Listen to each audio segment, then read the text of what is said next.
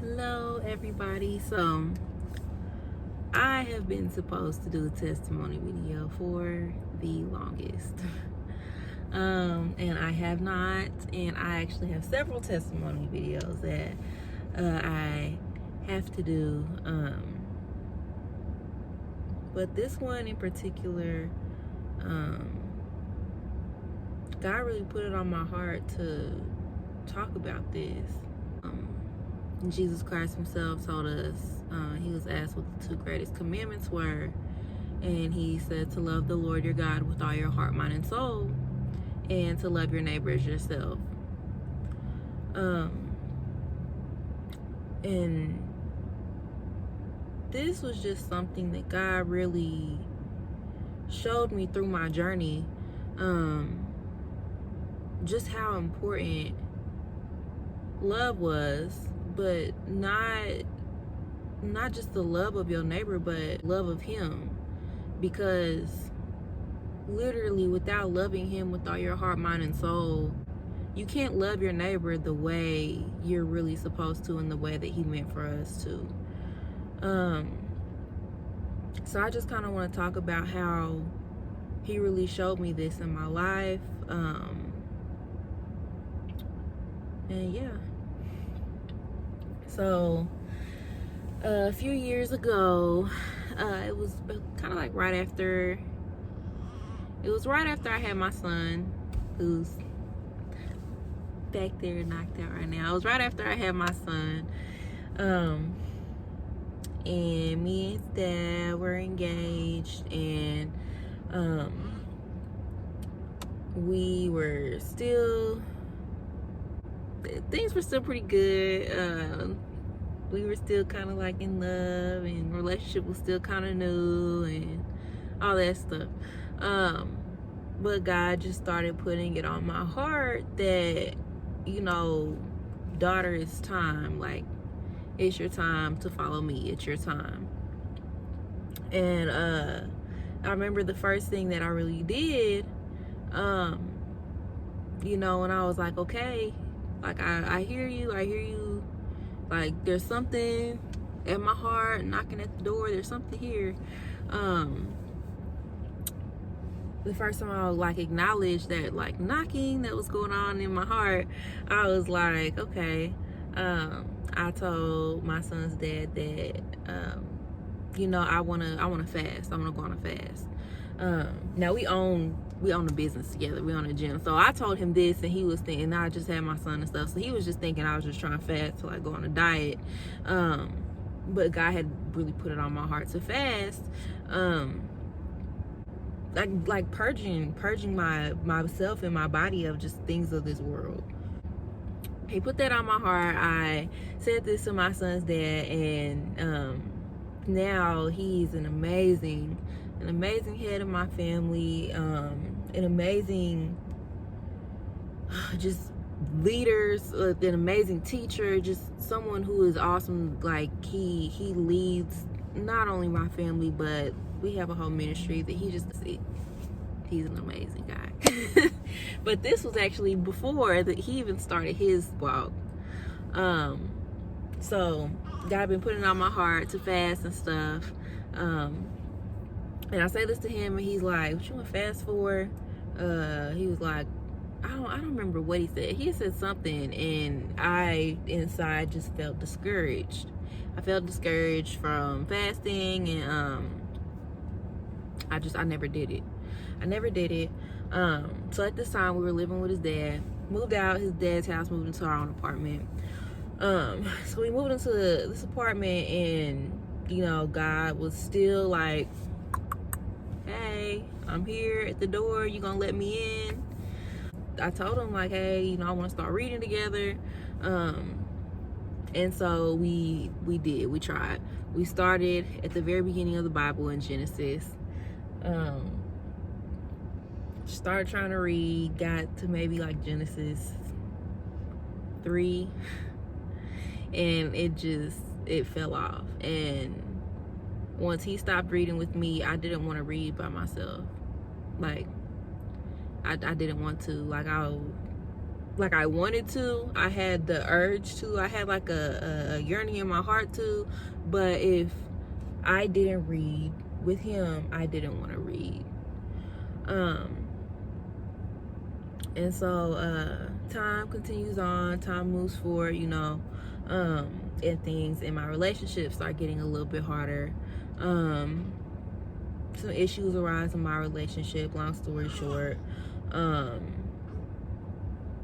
my son's dad like doesn't want to be with me no more, right? I was hurt. Like I was hurt, y'all. Like when I say I was hurt, I was like, I was hurt, y'all.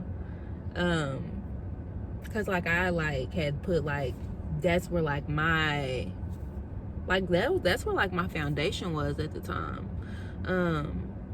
That's where I put my trust. That's where I put my hope. That's where I had put all my love, like everything. I put it all into my family. Like I was like, bro, this is something like, I know God put this together. I know this is where I'm supposed to be. Like I have so much faith in this. Like when I like all your eggs in a basket, I put the eggs in the basket, the barn in the basket, the cows, the chickens, the seeds, the soil. I put it all in the bit, like everything.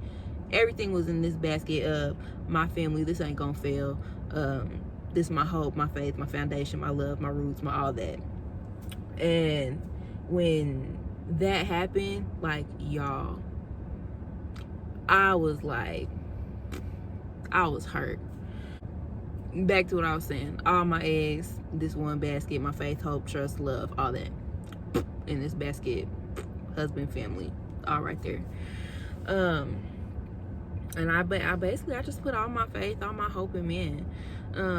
And now that I know the word, like it literally says, you know, store your treasures in heaven. It's in Matthew 6. I did not have that wisdom at the time. And I just put all my hope and my faith in like this relationship that seemed to be failing. And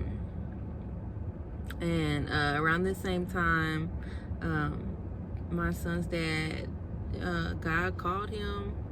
He woke him up, like woke him up like one person to be in the field and another person standing next to him, and boom, that person is gone. Like he like changed like that.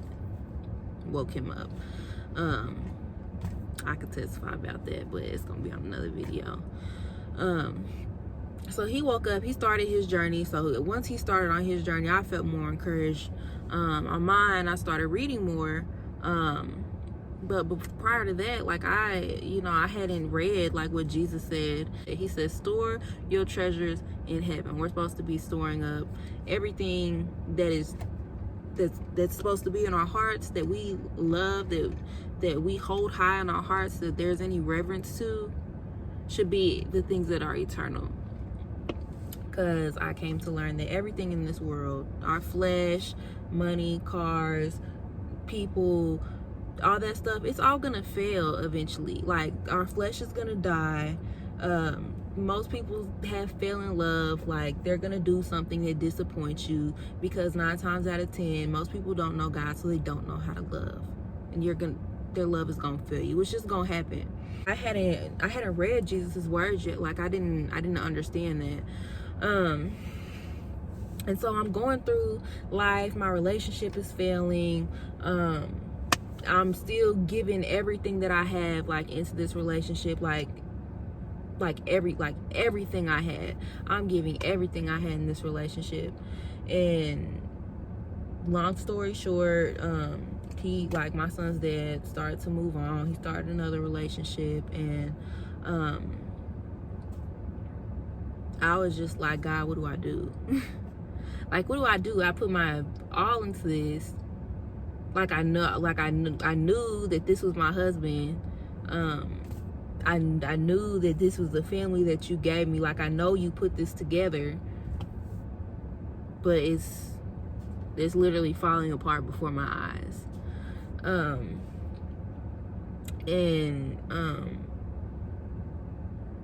At this time, all I could think of was like, All God was really asking me was like, do you trust me? Do you trust me? Do you love me? That's what he was asking me. Was, do you trust me? Do you love me? And I was like, yeah. Like, duh, like, yeah. And long story short, you know, I just kept seeking him. I kept seeking his word, and that's really where I found all my comfort. That's where I found all my comfort was in his word. There's a couple verses in Matthew. It was one of the ones that really first stuck with me. It was like, look at the lilies of the field. Even Solomon in all his glory was not clothed as beautifully as they were.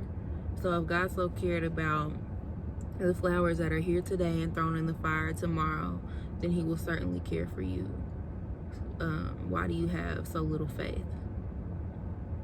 Same chapter, Matthew 6, it says, seek the kingdom of heaven above all else and his righteousness, and all else will be added unto you. So his righteousness, the only person who really came into this world who was like really actually like righteous and right and knew how to do this life was Jesus Christ. And his word, it tells us in the beginning was the word was with God, the word was God. The word came to the flesh and made his home among us. And he was filled with two things, unfailing love and faithfulness. So his righteousness it was the vessel of Jesus Christ. He was filled with two things, unfailing love and faith, or otherwise known as grace and truth, which every word he spoke was true. And unfailing love, 1 Corinthians 13 tells us what unfailing love is. Love is patient, love is kind, love is not jealous, boastful, proud, or rude. It relieves all things, bears all things, never loses hope, never loses faith, all that good stuff. But yeah, so he was filled with these two things, unfailing love and faith. And so that's what that verse just let me know, like, okay, seek the kingdom of heaven above all else and his righteousness, and all else will be added unto you. Okay? So I just remember thinking, like, you know, I have nothing right now. Like, everything I thought I had, I don't have anymore. Long story short, you know, later on down the line, I realized what I did in my heart, my family, my relationship. They were just something that I held so high in my heart, so high on my heart. I let that get in the way of me opening the door when God was knocking. And for the longest, I just remember asking God, like, why is this happening? Why is this happening? Why is this happening? This is everything that I'm supposed to have. This is everything that this is my everything. I don't understand. Like, you put, like, I know you put this together, and I don't understand why this is happening. And he did this to show me, as far as like my relationship ending and me trying so hard to keep this relationship together with someone who at the time did not want to be with me, I really understood that God showed me, like, because like his word tells us he corrects and disciplines all he loves. He showed me that that's what I did to him. I could cry thinking about this. God showed me that's what I did to him. Literally, like the bride and the bridegroom. Like, I had this relationship. I was the bride. This was the bridegroom. I'm trying to marry myself to him, and he don't want me. That's what I did to God. He was literally right here at my heart, like, knocking. And the whole time I was like, well, he's not journeying yet. He's not journeying with me. And God kept pursuing me, kept knocking on my heart, kept like, daughter, where are you? And this whole time I was like, hold on, God. Hold on. Just hold on a second. Like, I don't want to do this journey by myself. Hold on. I don't want you yet. I have to journey with him. I don't want you yet. And I just remember it dawning on me, like Jesus really just opening up my mind and saying, do you understand? Do you understand?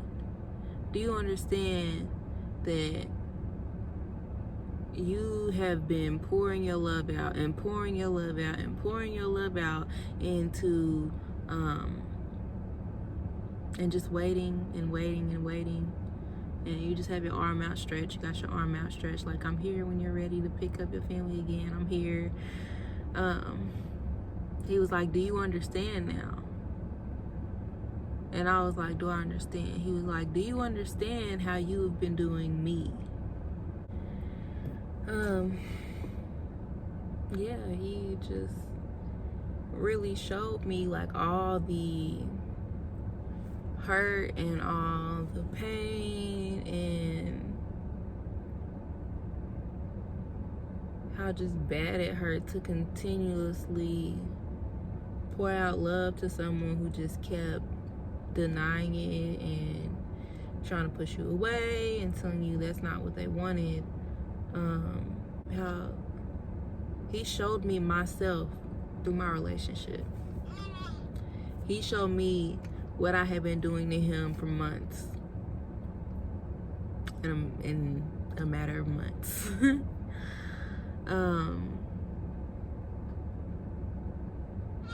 Yeah, man. So I just want you to know that everything, I just want you to take away that everything that goes on in your life, it has a purpose. God's will is simple. He said his will is that none of his sheep shall perish. He said all things work for the good of, or all things work to the good of those who love him. And I was definitely the one that he left the 99 to come find. And he definitely brought me closer to him through my own calamity in my life. But he is the one who brings calamity in this world, and he does it for his good purpose. So I just wanted to share a quick testimony on how God showed me my relationship with him through my relationship with my husband.